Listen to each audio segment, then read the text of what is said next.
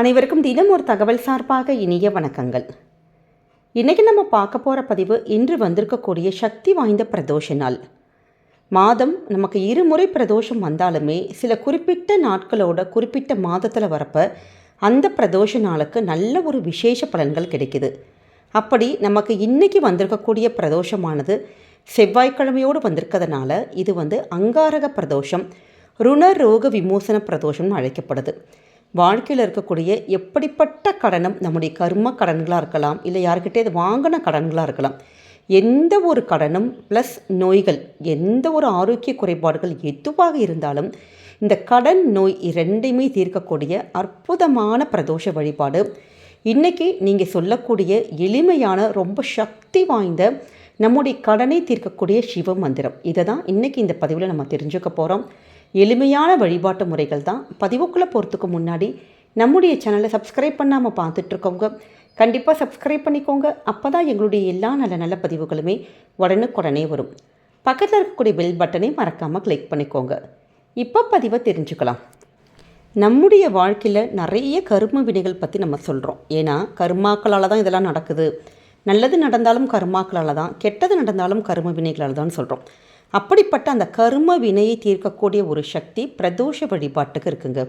அதுவும் இன்று வந்திருக்கக்கூடிய இந்த பிரதோஷத்துக்கு ருண ரோக விமோசன பிரதோஷம் சொல்லுவாங்க.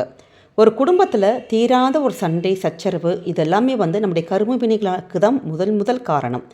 ஒரு தீராத ஒரு நோய் ஏற்பட்டால் நமக்கு வாழ்க்கையே நரகமாயிரும். இதை நம்ம ஃபேஸ் பண்ணுறதுக்கு நம்மளுடைய பிரச்சனைகளுக்கு இது எல்லாம் தான் எப்படி தான் தீர்வு அப்படின்னா ஒரே வழிபாடு சிவனுடைய இந்த பிரதோஷ வழிபாடு தான். சிவபெருமானை வழிபட்டு தான் தீர்க்காயுள் பெற்றார் மார்க்கண்டேய மகரிஷி. குபேரன் தன்னுடைய எல்லா சொத்துக்களையும் தன்னுடைய சகோதரன் ராவணன் கிட்ட இழந்து நின்ற போது அவருக்கு அருள் செய்து நவநிதிகளையும் பெறும்படி ஆசீர்வதித்தார் ஈசன். அதனால தான் பிரதோஷ காலத்தில் சிவன் கோவிலுக்கு போங்க, சிவன் கோவிலுக்கு கொடுக்கக்கூடிய சில அபிஷேக பொருட்கள் கொடுங்க, அப்படி சிவனை வழிபாடு பண்ணுங்க, நந்தியை வழிபாடு பண்ணுங்கன்னு சொல்லிட்டு நம்முடைய முன்னோர்கள் ஆன்றோர்கள் எல்லாருமே சொல்லியிருக்காங்க. அப்படி சிவனை நம்ம வழிபட்டால் வாழ்க்கையில் வேண்டிய வரங்களும் கிடைக்கும், அனைத்து செல்வங்களும் கிடைக்குங்கிறதுக்கு இதுதான் புராண சான்றிதழ்கள். அப்படிப்பட்ட இந்த ஒரு நாளில் நம்ம பிரதோஷ நேரத்தில் கண்டிப்பாக எல்லாருமே வழிபடணும். உங்களால் முடிந்த எளிமையான பொருட்கள், குறிப்பாக நல்ல சுத்தமான பசும்பால் கொடுக்கலாம், இல்லாதவங்க இளநீ வாங்கி கொடுக்கலாம். இப்போ இது மாதிரி அபிஷேக பொருட்கள் எதுவுமே வாங்கி கொடுக்க முடியல அப்படிங்கிறவங்க வில்வ இலை, ஒரே ஒரு வில்வ இலையை நம்ம ஆத்மார்த்தமாக சமர்ப்பித்தாலே போதும். சிவனுக்கு மனமகிழ்ந்து நம்முடைய வாழ்க்கையில் எந்த ஒரு கஷ்டங்களாக இருந்தாலுமே அதை தீர்த்து கொடுக்க உடனுக்குடனே ஓடி வருவார்னு ஒரு ஐதீகம் இருக்குது. எப்பயுமே இந்த பிரதோஷ வேலைங்கிறது நமக்கு சூரியன் அஸ்தமனத்துக்கு முன்னாடி வரக்கூடிய 1.5 மணி நேரம் தான். 4.5 மணிலேருந்து 6 மணி நேரம். இந்த நேரத்தில் உங்களுக்கு கோவிலுக்கு போக முடிகிறவங்க, இது மாதிரி அபிஷேகங்கள் பண்ண முடிகிறவங்க தாராளமாக நீங்கள் கோவிலில் போயிட்டு இந்த பொருட்களை எல்லாம் வாங்கி கொடுக்கலாம். கோவிலுக்கு போக முடியலம்மா, வீட்டில் தான் இருக்கிறோம் அப்படிங்கிறவங்க வீட்டில் அந்த 4.5 மணிலேருந்து 6 மணி வரைக்கும் தீபத்தை ஒன்று ஏற்றிட்டு ஆத்மார்த்தமாக நம்ம சிவபெருமானை வணங்கினாலே போதும்.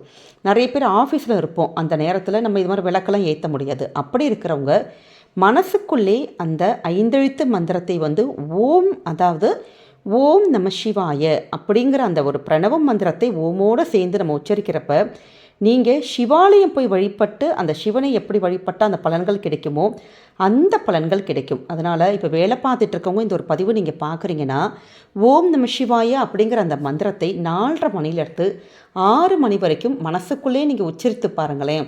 உங்களுடைய வாழ்க்கையில் நல்ல நல்ல மாற்றங்கள் எல்லாமே நடக்குங்க.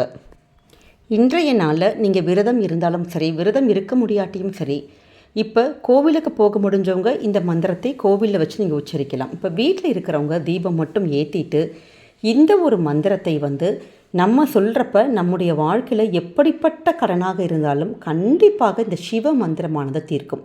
அப்படிப்பட்ட சக்தி வாய்ந்த சிவ மந்திரம் சிங் வங் நமசிவாய, சிங் வங் நமசிவாய. இது பார்ப்பதற்கு எளிமையான ஒருவரி மந்திரம்.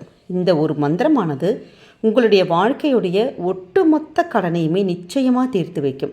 ஒரு சாதாரண நாளில் நம்ம வீட்டில் ஒரு தீபம் மட்டும் ஏற்றி வச்சுட்டு காலை பொழுதோ மாலை பொழுதோ இந்த ஒரு மந்திரத்தை சொன்னால் போதும், அவ்வளோ ஒரு பலன் கிடைக்குங்க. அதுவும் இந்த பிரதோஷ நாளில் செவ்வாய்க்கிழமையில் சொல்கிறப்ப நம்ம இதை ஒரு தடவை உச்சரித்தா நமக்கு 100 முறை உச்சரித்ததற்கு சமம். இப்போ நிறைய பேர் கோவிலுக்கு போகிறவங்க கோவில் நம்ம வலம் வருவோம், சிவனுக்கு அந்த பிரதர்ஷனம் பண்ணுவோம் பார்த்தீங்களா? அப்போ அந்த நேரம் இந்த ஒரு மந்திரத்தை உங்களால் எவ்வளவு முறை சொல்ல முடியுமோ அவ்வளோ தூரம் நீங்கள் உச்சரித்து பாருங்கள். வாழ்க்கையில் நல்லபடியாக உங்ககிட்ட என்ன ஒரு கடன் கழுத்தை நெரிக்கிற அளவுக்கு கடன் இருக்குது அப்படிங்கிறப்ப கூட நீங்கள் சிவனை நீங்கள் வலம் வரப்போ நம்ம கடன் சுமை குறையணும் அப்படின்னு ஒரு ஆழமான ஒரு நம்பிக்கையோட எப்படியாவது குடும்பத்தில் வருமானம் பெருக்கணும் அப்படின்னு வேண்டிட்டு இந்த மந்திரத்தை சொல்லிவிட்டு சிவன் கோவிலை நீங்கள் வலம் வந்தீங்கன்னா நிச்சயமாக திருப்பியே கொடுக்க முடியாத ஒரு கடன் கூட, அந்த ஒரு பெரிய ஒரு கடன் பிரச்சனை கூட சீக்கிரமாக நீங்கள் முற்றுப்புள்ளி வைக்கிறதுக்கான வாய்ப்புகள், வருமானங்கள் குடும்பத்தில் நிச்சயம் பெருக ஆரம்பிக்குங்க. அதனால் ரொம்ப ரொம்ப நம்பிக்கையோடு நம்ம செஞ்ச ஒரு மந்திரத்தை இன்றைய நாளை நீங்கள் சொல்லி சிவனுடைய வழிபாடுகள் செஞ்சு பாருங்கள். நிச்சயம் நமக்கு நல்லபடியான பலன்கள் கிடைக்கும். இப்போ நமக்கு இந்த 4:30 மணிலேருந்து 6 மணி வரைக்கும் தான் பண்ணணுமா, இல்லை இந்த நேரத்தை நாங்கள் விட்டுட்டோம் அப்படிங்கிறவங்க நமக்கு ராத்திரி அதிகபட்சமாக ஒரு 8:30 மணிக்குள்ளேயாச்சும் உங்கள் வீட்டு பூஜையில் தீபம் ஏற்றி நீங்கள் சொல்லலாம். ஏன்னா இன்றைக்கி செவ்வாய்க்கிழமையோடு வந்திருக்கிறதுனால நமக்கு இந்த செவ்வாய் ஹோரை நேரம் ராத்திரி 8 to 9 இருக்குது. அப்படி இந்த செவ்வாய் ஹோரையில் இப்படி கடன் தீர்க்கக்கூடிய சிவ மந்திரத்தை உச்சரித்தாலும் நமக்கு நல்லதொரு பலன் கிடைக்கும். அதனால் இப்போ அந்த 4:30 to 6 தவறு விட்டவங்க ராத்திரி 8 to 9 அந்த நேரத்தில் தீபம் ஏற்றி நீங்கள் வழிபாடு பண்ணுங்கள். அதே நேரம் நமக்கு எப்பயுமே செவ்வாய்க்கிழமை முருகனுடைய வழிபாடுகள் செய்வோம். இப்போ உங்களால் முடியும் அப்படிங்கிறவங்க முருகனுக்கு இன்றைக்கி ஒரு துவரை தீபம் மட்டும் நீங்கள் 8 to 9 இந்த செவ்வாய் ஹோரையில் துவரை அதை துவரம்பருப்பு வச்சுட்டு அதற்கு மேலே சின்னதான ஒரு அகலில் நல்லெண்ணெய் அல்லது நெய் விட்டு தீபம் ஏற்றுறதுங்கிறது வாழ்க்கையில் எவ்வளவு கடன் சுமைகள் இருந்தாலும் அந்த கடன் சுமை தீர்க்கக்கூடிய சக்தி வாய்ந்த ஒரு பரிகார முறை தாங்க. நம்ம அந்த தீபம் ஏற்றுனதுக்கப்புறமேட்டு அந்த அடியில் இருக்க துவரம்பருப்பு இருக்குது பார்த்தீங்களா, அதை கொஞ்சம் லைட்டாக ஊற வச்சுட்டு நீங்கள் அடுத்த நாள் காலையில் பறவைகளுக்கு, காக்கை குருவிகளுக்கு நம்ம தானமாக கொடுத்துடலாம். நமக்கு புண்ணியத்துக்கு புண்ணியமும் கிடைக்கும், நம்முடைய கடன் சுமைகள் கருமாக்கள் எல்லாமே தீர ஆரம்பிக்கும். எளிமையான விஷயங்கள் தான், ஆனால் ரொம்ப ரொம்ப சக்தி கொண்ட ஒரு வழிபாடுகள். நிச்சயம் மறக்காமல் இந்த சின்ன சின்ன விஷயத்தை இன்றைக்கி செஞ்சு பாருங்கள். எப்படிப்பட்ட கடனும் நிச்சயம் அடையுங்க.